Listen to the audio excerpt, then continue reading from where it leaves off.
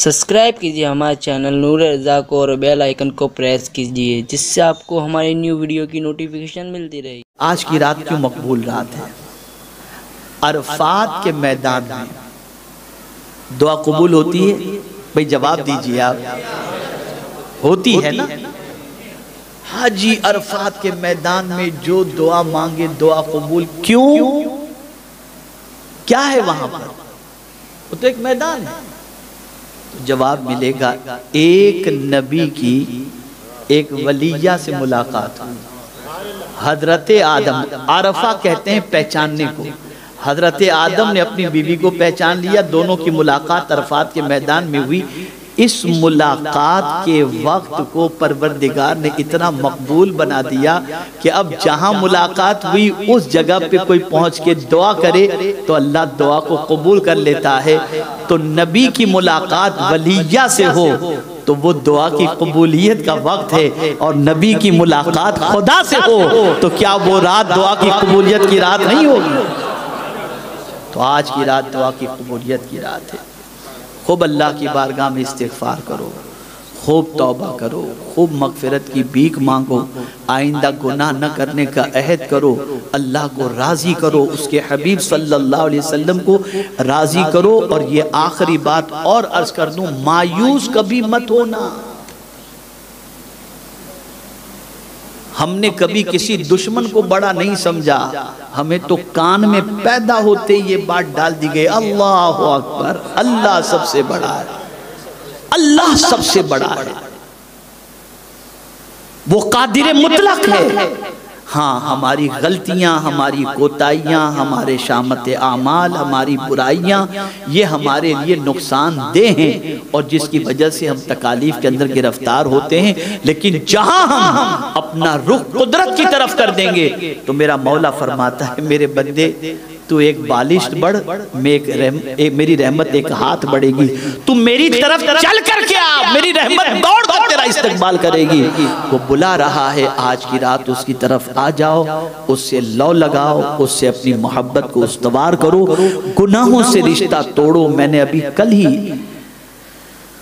कर्नाटक में एक प्रोग्राम के अंदर मैंने कहा है कि हमारी नौजवान कौम, नौजवान नस्ल गुटखा, शराब, सिगरेट, ड्रग्स, बदकिरदारी, गंदी पिक्चरें, इन सारी चीज़ों से तौबा करके सिर्फ ये सोच ले कि हम कुछ बन करके बताएंगे और हम एक अच्छे मुसलमान की हैसियत से अपने आप को प्रूफ करेंगे, तो इंशाअल्लाहुल अज़ीम मैं यकीन के साथ कहता हूँ कि मैंने कल कहा था, कल काफ़ी लोगों ने रो रो करके अल्लाह की बारगाह के अंदर इरादा किया कि इंशाअल्लाहुल अज़ीम आइंदा वो बचेंगे। तो नौजवान हमारी कौम का अगर संवर गया तो हमारा मुआशरा, हमारे हालात खुद ब खुद संवर जाएंगे। इसलिए कि कौमें पहले बर्बाद नहीं होती, पहले जवान बर्बाद होता है, फिर कौमें बर्बाद हुआ करती हैं। किसी कौम की ताकत का अंदाजा लगाना हो तो ये मत देखना कि उसके पास सरमाया कितना है, ये देखना कि उस कौम के नौजवानों की आदतें क्या हैं, उनके अखलाक क्या हैं, उनकी सोच क्या है, उनके अफकार क्या हैं, उनके नजरियात क्या हैं। जब नौजवान दुरुस्त रास्ते पर होगा तो वो कौम तरक्की के रास्ते पर गामजन हो जाएगी। और ये बात याद रखो, आप जरूरत बनो, बोझ नहीं। मेरा जुमला याद रखना, आप जरूरत बनो, बोझ नहीं। जरूरत कोई चीज होती है ना, किसी की जरूरत बन जाए तो उसकी हिफाजत की जाती है। आप बहुत बड़ी जरूरत पूरी करने वाले नबी बनो, छोटी जरूरत भी पूरी करने वाले बनोगे ना, तब भी आपकी हिफाजत होगी। बस मिसाल पेश करके गुफ्तगू खत्म करता हूँ।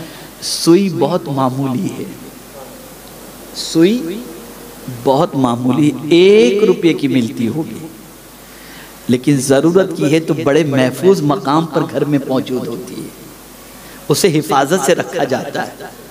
छोटी है सुई लेकिन ज़रूरत है, सिलने में काम आती है, तो आदमी उसकी हिफाजत करता है। मुसलमानों तुम ज़रूरत बन जाओ, और ज़रूरत तुम उस वक्त बनोगे जब इल्म के एतबार से, अमल के एतबार से, अखलाक के एतबार से, किरदार के एतबार से, आदात के एतबार से तुम अपने आप को संवार लोगे, तो इंशाअल्लाह तुम दुनिया की ज़रूरत बन जाओगे। और जब ज़रूरत बन जाओगे तो तुम्हें कोई मिटाएगा नहीं, तुम्हारी हिफाजत करेगा। अल्लाह ताला शब मेराज के सदक़ो तुफ़ैल हम सब के गुनाहों को माफ़ फरमाए, ख़ताओं को माफ़ फरमाए। और परवरदिगार जिस तरह अपने महबूब को शब मेराज में बुलाकर उरूज अता फरमाया, आज अल्लाह ताला अपने हबीब सल्लल्लाहु अलैहि वसल्लम के सदक़ो तुफ़ैल उसकी बारगाह में इल्तिजा है कि ये उम्मत भी ज़वाल पजीर है, उरूज मुस्तफ़ा के सदक़े में परवरदिगार उरूज उम्मत मुस्तफ़ा भी अता फरमाए। वमा अलैना इल्लल बलागुल मुबीन। अस्सलामु अलैकुम व रहमतुल्लाहि ताला व बरकातुहू। 12 रकात नफिल आज की रात से मुतल्लिक हैं। मेरी क्लिप पूरी दुनिया में वायरल हुई है। बहकी शरीफ के अंदर ये हदीस मुबारका मौजूद है कि जो शख्स शब मेराज 12 रकात नफिल दो करके पढ़े, अतहियात दुरूद इब्राहिम के बाद सलाम फेर ले, इस तरीके से 2 रकात करके 12 रकात पढ़े। 12 रकात पढ़ने के बाद सुबहानल्लाहि वल्हम्दुलिल्लाहि वला इलाहा इल्लल्लाह वल्लाहु अकबर ये पढ़े 100 मरतबा, और उसके बाद 100 मरतबा इस्तिग़फ़ार पढ़े अस्तग़फ़िरुल्लाह, और 100 मरतबा दुरूद शरीफ पढ़े।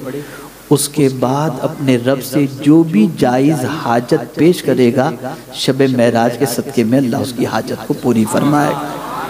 हाँ, अलबत्ता ये भी मैं मसला बता दूँ, जिन लोगों की नमाज़ें क़ज़ा हो चुकी हैं वो कोशिश करें क़ज़ाए उम्री अदा करने की, और अल्लाह तौफ़ीक दे तो ये भी नमाज अदा करें। अल्लाह आज की शब इस इबादत के सदक़े में सबकी परेशानियों को दूर फरमाए। कल का रोज़ा बहुत बाइसे बरकत व बाइसे फ़जीलत है। फरमाया गया जो शख्स 27वीं का रोज़ा रखता है, 27 रजब का, उसे 60 महीने के रोज़े का सवाब अल्लाह अता फरमाता है। और साथ ही साथ ये भी फरमाया गया कि जिब्रील अमीन अलैहिस्सलातु व तस्लीम अल्लाह का पैगाम लेकर हुजूर की बारगाह के अंदर जो हाजिर हुए थे वो इसी तारीख को हाजिर हुए थे। तो कल का दिन भी बहुत अजमत वाला है।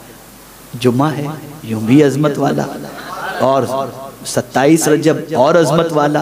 आज की रात भी यूं भी अजमत वाली के शब मेराज है, और यूं भी अजमत वाली के शब जुमा है। अल्लाह मुझे आपको सबको तौफीक नसीब फरमाए। वमा अलैना इल्लल बलागुल मुबीन। अस्सलामु अलैकुम।